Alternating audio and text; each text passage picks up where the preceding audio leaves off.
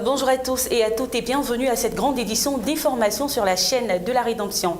On y va maintenant pour le sommaire. Production durable de l'huile de palme, la Côte d'Ivoire évalue la mise en œuvre de son plan. Rentrée scolaire 2017-2018, les inscriptions à la maternelle et au CP1 ont débuté ce lundi. Et puis au Kenya, les Shebabs ouvrent le feu devant une église de morts. Bienvenue à tous dans le cadre de l'initiative de la Tropical Forest Alliance 2020 visant à la production durable de l'huile de palme. La Côte d'Ivoire a élaboré à travers un processus participatif et inclusif un plan d'action sur le développement durable du palmier. On en parle avec Ange Sacré. Un plan d'action sur le développement durable du palmier à huile décliné en 8 principes et 39 actions. Cette action a été présentée en février 2017 à Genève en Suisse au cours d'une réunion de haut niveau regroupant les partenaires techniques et financiers de l'initiative. Ils ont manifesté un vif intérêt sur certains points spécifiques et fait des recommandations. Un atelier bilan de la mise en œuvre de ce plan a été organisé ce 31 août 2017 à l'hôtel Palm Club à Abidjan Cocody. L'objectif de cet atelier était de mettre à jour et définir de nouvelles orientations pour faciliter son appropriation par les acteurs de la filière. Les participants au nombre de 43 issus des ministères de l'Agriculture, du plan des eaux et forêts, de la salubrité, environnement, développement durable et des structures techniques et interprofessionnelles du secteur palmier à huile, ANADES, CNRA, AIF, AIPH, FIRCA, entreprises agro-industrielles et ONG ont répondu présents à cet atelier. Les épreuves écrites du concours d'entrée dans les établissements publics professionnels ont commencé ce lundi 4 septembre 2017. Le secrétaire d'État chargé de l'enseignement technique de la formation professionnelle, Mamadou Touré, a visité à cette occasion le centre de composition. On en parle avec Jean-Jacques Denis. 18 883 candidats repartis dans 61 centres sur l'ensemble du territoire ivoirien ont entamé lundi 4 septembre les épreuves écrites du concours d'entrée 2017 dans les établissements publics de la formation professionnelle. Le secrétaire d'État ivoirien chargé de l'enseignement technique et de la formation professionnelle, Mamadou Touré, qui a visité à cette occasion le centre de composition du Centre de bureautique de communication et de gestion, en abrégé CBCG à Cocody, s'est dit satisfait du bon déroulement des épreuves. Il a annoncé dans la foulée que des réformes sont en train d'être mises en œuvre dans le secteur de l'enseignement professionnel ivoirien. Par ailleurs, ces 18 883 candidats, dont 12 332 garçons et 6 651 filles, sont candidats à l'entrée en première année dans les établissements publics. Les diplômés du certificat d'aptitude professionnelle CAP, le brevet de technicien BT, l'année préparatoire du brevet de technicien supérieur AP, BTS. Ils sont répartis entre les secteurs de l'industrie, du tertiaire, de l'hôtellerie, du bâtiment et des sciences médico-sociales. Notons que les résultats de ce concours d'entrée dans les établissements publics de la formation professionnelle sont attendus le 14 septembre prochain. On reste toujours dans le domaine scolaire pour parler cette fois des inscriptions à la maternelle et au cours primaire première année qui ont débuté ce lundi 4 septembre 2017 dans les écoles publiques de Côte d'Ivoire. Elles prendront fin le vendredi 8 septembre prochain, comme l'a annoncé mercredi dernier le directeur du cabinet du ministre de l'Éducation nationale, de l'enseignement et de la formation professionnelle, Cabran Assoumou. Notre commentaire. Ce lundi 4 septembre 2017 ont démarré les inscriptions à la maternelle au CP1 au titre de l'année scolaire 2017-2018. Les inscriptions se poursuivent jusqu'au 8 septembre prochain sur l'ensemble du territoire national, mais ce n'est pas encore la grande affluence. Ces inscriptions concernent au titre de l'année scolaire 2017-2018 les enfants âgés de 3 à 4 ans pour les écoles maternelles à petite, moyenne et grande section et uniquement les enfants de 4 ans révolus, c'est-à-dire nés en 2013 pour les écoles maternelles à une seule classe de grande section. Pour les classes de CP1, les inscriptions concernent les enfants âgés de 5 à 9 ans révolus, c'est-à-dire les enfants nés entre 2008 et 2012, a indiqué M. Cabran en soulignant que les inscriptions au CP1 sont gratuites. La date de la rentrée scolaire 2017-2018 en Côte d'Ivoire est fixée pour le lundi 11 septembre prochain.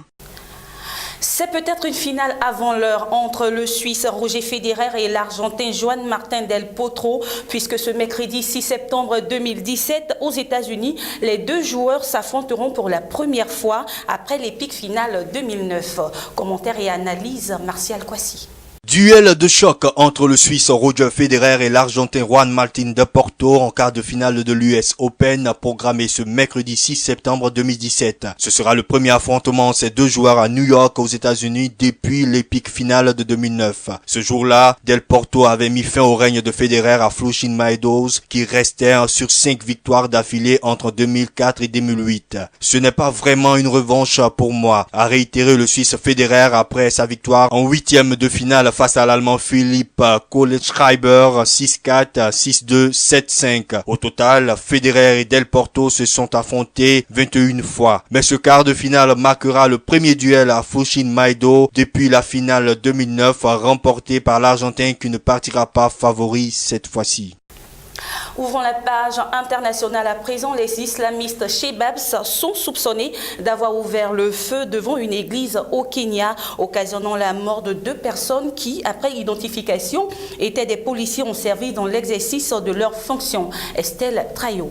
Après la Somalie où ils ont ôté la vie à 10 soldats, les islamistes Shebab ont aussi attaqué une église au Kenya faisant 2 morts des policiers hier lundi 4 septembre 2017. Des hommes bien armés passaient à moto devant l'église de la ville du Kouda où se trouvaient d'infortunés policiers qui n'ont pas eu le temps de réagir à cette attaque surprise dont ils ne sont plus revenus à ce jour. Les combattants Shebab multiplient de nouvelles stratégies de combat parmi lesquelles ces assassinats à moto ou alors les voitures piégées de bombes de toutes sortes. Après ce drame, les autorités kenyanes ont ouvert une enquête. Les attaques terroristes Shebab se multiplient depuis 2011 aussi bien en Somalie qu'au Kenya où on note plus d'une centaine de morts par le fait des islamistes Shebab. Ces terroristes inféodés à la grande machine terroriste mondiale Al-Qaïda sèment partout la mort sur son passage. Vivement que les autorités kenyanes fassent le point sur la perte de ces 2 policiers dans l'exercice de leurs fonctions, même si l'actualité en ce moment au Kenya ne concerne que la reprise dans 60 jours de la présidentielle annulée par la Cour suprême. Des vestiges romains engloutis sous la Méditerranée ont été mis au large par une mission archéologique au large des côtes tunisiennes ce mardi 5 septembre 2017. Il s'agirait du port antique de Néapoli, ville frappée par un tsunami au IVe siècle. Alain Boisbry. Un trésor caché dans les profondeurs de la Méditerranée, des vestiges romains s'étendant sur 20 hectares sous la mer ont été découverts cet été par une mission tuniso-italienne à Naples en Tunisie. Il s'agirait de la ville de Néapolis dont une partie a été engloutie par un tsunami au IVe siècle. C'est une découverte majeure car elle vient corroborer des récits datant de l'Antiquité, a expliqué Mouni Fanta, directeur de la mission archéologique. En effet, une équipe conjointe de l'Institut national du patrimoine tunisien et de l'Université de Sassari Oristano en Italie a mené des prospections sous-marines qui ont mis au jour des rues, des monuments et surtout près d'une centaine de cuves servant à la production du garum, un condiment à base de poisson dont les Romains étaient très friands. L'onéreux garum, dont le goût s'apparente à celui du nuoc mam vietnamien. Pour rappel, la mission avait commencé ses travaux en 2010 pour tenter de retrouver le port de Néapolis, qui fut d'abord un comptoir carthaginois évoqué par l'historien grec Thucydide avant de devenir une colonie de l'Empire romain. C'est seulement cet été et tout près du rivage, à la faveur de conditions climatiques particulièrement favorables aux recherches sous-marines, que les archéologues ont découvert les 20 hectares de vestiges. Les analyses sont unanimes. L'essai nucléaire nord-coréen a fait bondir le prix de l'or, tandis que le dollar faiblit. L'essoufflement du bitcoin, lui, profite aussi aux métals précieux. Martial Kwasi, commentaire. La Corée du Nord propulse l'or à son plus haut niveau depuis 1 an. Suite au 6e et puissant essai nucléaire de Pyongyang, le cours de l'once de métal précieux a progressé de plus de 1% ce lundi à plus de 1339 $ en séance. Si l'on ajoute les remontrances de Moscou à Washington ce week-end, les tensions géopolitiques sont décidément de retour sur le marché de l'or et ce depuis les attentats en Espagne. De rares analystes voient l'or à plus de 5 000 voire 10 000 $ l'once dans quelques mois. La majorité des autres excluent ce scénario, se contentant d'une hausse autour de 1400 $ à la fin de l'année, ce qui reste encore très loin du record absolu de 1920 $ en 2011 pour l'once de métal précieux. Pour rappel, l'or valeur refuge a progressé de 10% depuis juillet 2017. Cependant, le retour des investisseurs vers le lingot s'explique aussi par des raisons purement économiques. En plus du marché de l'emploi américain en moins bon que prévu, ce qui dessert les actions et profite à l'or. Notons que la Chine Kényane vient de mettre son nez dans la bulle du Bitcoin, la monnaie virtuelle. Du coup, les investisseurs commencent à se délester, ce qui profite pleinement alors. Assurément, les tensions entre Pyongyang et Washington entraîneraient-elles des craintes plus économiques que militaires? Terminons au Kenya où, après l'annonce de l'invalidation des résultats présidentiels kenyanes pour raison d'irrégularité, la commission électorale a annoncé lundi 4 septembre 2017 la date du nouveau scrutin présidentiel fixé au 17 octobre prochain qui opposera le président sortant Kenyatta à l'opposant Odinga. On en parle avec Alain Boisbri. Les électeurs kenyans voteront de nouveau le 17 octobre 2017 après l'invalidation par la Cour suprême du pays de l'élection présidentielle. Le président sortant et vainqueur du précédent scrutin Uhuru Kenyatta affrontera donc pour une seconde fois le leader de l'opposition Raila Odinga. Saisi par ce dernier, la Cour suprême avait invalidé l'élection du 8 août qui avait donné vainqueur Uhuru Kenyatta en estimant qu'elle n'avait pas été conduite en accord avec la Constitution et que des illégalités et irrégularités affectaient l'intégrité du scrutin. Par ailleurs, la commission a précisé que seul Uhuru Kenyatta, qui avait été proclamé vainqueur le 11 août avec 54,27% des voix, et son principal opposant Raila Odinga, 44% des voix,